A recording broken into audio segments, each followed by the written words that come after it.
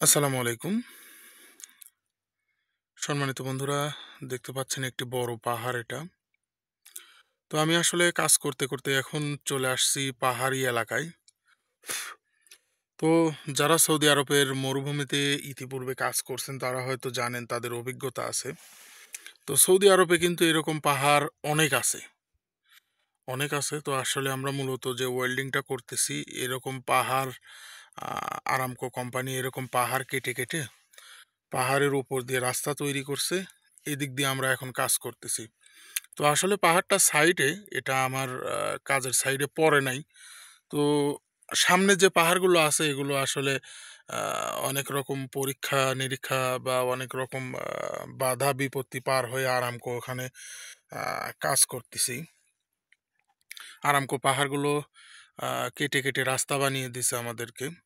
তো আপনাদেরকে যদি দেখাই দেখতে পাবেন আশেপাশে অনেক পাহাড় আছে। তো এগুলো হয়তো দেখা যাচ্ছে না। অনেক বড়, বড় পাহাড়ও আছে এইদিকে। তো এই যে দেখতেছেন যে পাইপলাইনটা যাচ্ছে, এই পাইপলাইন কিন্তু অনেকগুলো পাহাড়ের উপর দিয়ে গেছে। অনেকগুলো পাহাড়ের উপর দিয়ে।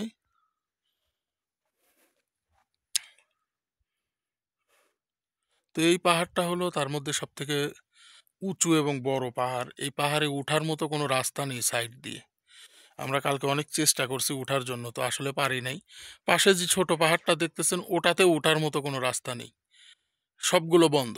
তো আসলে সৌদি আরবে এরকম অনেক পাহাড় আছে বা অনেক পাহাড় আছে যেগুলোতে উঠার মতো কোনো রাস্তা নেই।